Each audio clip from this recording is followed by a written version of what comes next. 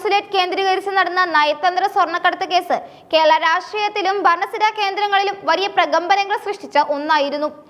എന്നാൽ ഇപ്പോൾ പുറത്തുവരുന്ന വിവരങ്ങൾ പ്രകാരം ഈ കേസ് കേവലം സ്വർണ്ണക്കടത്തിൽ മാത്രം ഒതുങ്ങുന്നതല്ലെന്നും അതിന് ഭയാനകമായ മറ്റൊരു തലം കൂടി ഉണ്ടെന്നുമാണ് സൂചനകൾ. ദക്ഷിണേന്ത്യയിലെ, പ്രത്യേകിച്ച് കേരളത്തിലെ ശബരിമല ഉൾപ്പെടെയുള്ള പ്രശസ്തമായ ആരാധനാലയങ്ങളിൽ നിന്നുള്ള അമൂല്യമായ പുരാവസ്തുക്കളും സ്വർണ്ണാഭരണങ്ങളും നയതന്ത്ര ചാനലിലൂടെ വിദേശത്തേക്ക് കടത്തിയതായിരിക്കാം എന്ന അതീവ ഗുരുതരമായ സംശയമാണ് ഇപ്പോൾ കേന്ദ്ര അന്വേഷണ ഏജൻസികൾ പങ്കുവയ്ക്കുന്നത്. വർഷങ്ങൾ പിന്നിട്ടിട്ടും അവസാനിക്കാത്ത ഈ വിവാദത്തിൽ പുതിയ വഴിത്തിരിവുണ്ടാകുന്നത് കേരളത്തിൽ നിന്നുള്ള കയറ്റുമതിയുടെ മറവിൽ നടന്ന ദുരൂഹ നീക്കങ്ങളിലൂടെയാണ്. മുൻപ് നടന്ന അന്വേഷണങ്ങളിലെല്ലാം തന്നെ ദുബായിൽ നിന്ന് തിരുവനന്തപുരത്തേക്ക് എത്തിയ നയതന്ത്ര പാഴ്സലുകളിൽ ഒളിപ്പിച്ചു കടത്തിയ സ്വർണത്തെക്കുറിച്ചായിരുന്നു. കസ്റ്റംസും എൻഫോഴ്സ്മെന്റ് ഡയറക്ടറേറ്റും NIA ഉൾപ്പെടെയുള്ള ഏജൻസികൾ ഈ ദിശയിലാണ് അന്വേഷണം പൂർത്തിയാക്കിയത്. എന്നാൽ കേരളത്തിൽ നിന്ന് തിരിച്ച് UAE പോയ പാഴ്സലുകളിൽ എന്തായിരുന്നു അടങ്ങിയിരുന്നത് എന്ന കാര്യത്തിൽ ഇതുവരെ കൃത്യമായ ഒരു പരിശോധനയോ അന്വേഷണമോ നടന്നിട്ടില്ല എന്ന വലിയ പഴുതാണ് ഇപ്പോൾ ചർച്ചയാകുന്നത്.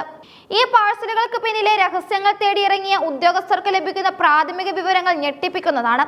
വിദേശത്തേക്ക് അയക്കുന്ന പാഴ്സലുകൾ പലതും നയതന്ത്ര പരിരക്ഷയുടെ മറവിൽ യാതൊരു പരിശോധനകളും കൂടാതെയാണ് കടന്നു പോകുന്നത്.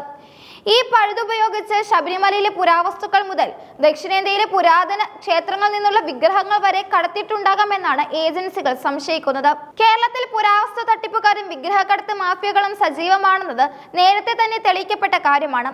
അന്താരാഷ്ട്ര വിപണിയിൽ കോടികൾ വിലമതിക്കുന്ന ഇത്തരം പുരാവസ്തുക്കൾ വിദേശ രാജ്യങ്ങളിലേക്ക് എത്തിക്കുന്നതിന് നയതന്ത്ര ചാനൽ പോലെ സുരക്ഷിതമായ മറ്റൊരു മാർഗമില്ല. ഈ സംഘത്തിന് മുമ്പ് സ്വർണ്ണക്കടത്ത് കേസിൽ അറസ്റ്റിലായ ഉന്നതരുമായും നയതന്ത്ര ഉദ്യോഗസ്ഥരുമായും അടുത്ത ബന്ധമുണ്ട് എന്ന കാര്യമാണ് ഇപ്പോൾ വിശദമായി പരിശോധിക്കപ്പെടുന്നത്. സെക്രട്ടേറിയറ്റിലെ ചില ഉദ്യോഗസ്ഥർക്ക് അർഹതയില്ലാതെ നയതന്ത്ര തിരിച്ചറിയൽ കാർഡുകൾ ലഭിച്ചുവെന്ന കണ്ടെത്തൽ ഈ സംശയത്തെ ബലപ്പെടുത്തുന്നു. സ്റ്റേറ്റ് പ്രോട്ടോകോൾ ഓഫീസറുടെ അനുമതിയില്ലാതെയും മതിയായ രേഖകളില്ലാതെയും ഗ്രീൻ ചാനൽ വഴി നിരവധി പാഴ്സലുകൾ വിദേശത്തേക്ക് അയച്ചിട്ടുണ്ട്. ഭരണഘടനാപരമായ എല്ലാ ചട്ടങ്ങളും ലംഘിച്ചുകൊണ്ട് നടന്ന ഈ നീക്കങ്ങൾക്ക് പിന്നിൽ ഭരണസിരാ കേന്ദ്രങ്ങളിലെ ചില ഉന്നതരുടെ മൗനാനുവാദമാണോ സഹായമാണോ ഉണ്ടായിരുന്നതെന്ന് വരും ദിവസങ്ങളിൽ പുറത്തു വരേണ്ടതുണ്ട്. കേന്ദ്ര രഹസ്യാന്വേഷണ ഏജൻസികൾ ഇതിനോടകം തന്നെ വിവരങ്ങൾ ശേഖരിച്ചു തുടങ്ങിയിട്ടുണ്ട്. സാമ്പത്തിക കുറ്റാന്വേഷണ വിഭാഗങ്ങളായ എൻഫോഴ്സ്മെന്റ് ഡയറക്ടറേറ്റും കസ്റ്റംസ് പ്രിവന്റീവ് വിഭാഗവുമാണ് ഈ നീക്കങ്ങൾക്ക് നേതൃത്വം നൽകുന്നത്. ശബരിമലയിലെയും ദക്ഷിണേന്ത്യയിലെ മറ്റ് പ്രമുഖ ക്ഷേത്രങ്ങളിലെയും സ്വർണത്തിന്റെ കണക്കുകളും കാണാതായ പുരാവസ്തുക്കളുടെ വിവരങ്ങളും ദേവസ്വം ബോർഡുകളിൽ നിന്ന് ആവശ്യപ്പെടാനുള്ള തയ്യാറെടുപ്പിലാണ് അന്വേഷണ ഉദ്യോഗസ്ഥർ. പലപ്പോഴും ക്ഷേത്രങ്ങളിലെ സ്വർണത്തിന്റെ ഉരുപ്പടികളുടെ എണ്ണത്തിലും തൂക്കത്തിലും പൊരുത്തക്കേടുകൾ ഉള്ളതായി റിപ്പോർട്ടുകൾ വന്നിരുന്നു. ഇത്തരം വസ്തുക്കൾ നയതന്ത്ര ചാനൽ വഴി വിദേശത്തേക്ക് വിറ്റഴിച്ചിട്ടുണ്ടെങ്കിൽ അത് കേവലം ഒരു സാമ്പത്തിക കുറ്റം മാത്രമല്ല, മറിച്ച് രാജ്യത്തിന്റെ സാംസ്കാരിക പൈതൃകത്തിന് മേലുള്ള വലിയ കടന്നുകയറ്റം കൂടിയാണ്. സെക്രട്ടേറിയറ്റിലെ ഉന്നതരുമായി ബന്ധമുള്ള ചിലർക്ക് നയതന്ത്ര തിരിച്ചറിയൽ കാർഡുകൾ ലഭിച്ചതിലൂടെ അവർക്ക് വിമാനത്താവളങ്ങളിലെ കാർഗോ കൈകാര്യം ചെയ്യുന്ന ഇടങ്ങളിൽ അനായാസമായി ഇടപെടാൻ സാധിച്ചു. പ്രോട്ടോകോൾ ഓഫീസറുടെ ഒപ്പും സീലും ഇല്ലാത്ത സർട്ടിഫിക്കറ്റുകൾ ഉപയോഗിച്ച് പാഴ്സലുകൾ അയക്കുമ്പോൾ കസ്റ്റംസ് പരിശോധന ഒഴിവാക്കാനായി പ്രത്യേക സൗകര്യങ്ങൾ ഇവർക്ക് ലഭിച്ചിരുന്നു. സാധാരണയായി ഒരു നയതന്ത്ര പാഴ്സൽ അയക്കുമ്പോൾ പാലിക്കേണ്ട കൃത്യമായ മാനദണ്ഡങ്ങൾ ഇവിടെ കാറ്റിൽ പറത്തപ്പെട്ടു. വിദേശത്തേക്ക് അയച്ച പാഴ്സലുകളുടെ കൃത്യമായ പട്ടിക കോൺസുലേറ്റിലോ എയർപോർട്ട് അതോറിറ്റിയിലോ ലഭ്യമല്ലാത്തത് അന്വേഷണത്തെ ഏറെ സങ്കീർണമാക്കുന്നുണ്ടെങ്കിലും സാമ്പത്തിക ഇടപാടുകളിലൂടെ രേഖകൾ കേന്ദ്ര ഏജൻസികൾക്ക് വലിയ പ്രതീക്ഷ നൽകുന്നുണ്ട്. കേരളത്തിൽ നിന്ന് വിദേശത്തേക്ക് കടത്തിയ ഈ അമൂല്യ വസ്തുക്കൾക്ക് പകരമായി വലിയ തുക കള്ളപ്പണമായി രാജ്യത്തേക്ക് തിരിച്ചെത്തിയിട്ടുണ്ടെന്നാണ് EDയുടെ കണക്കുകൂട്ടൽ.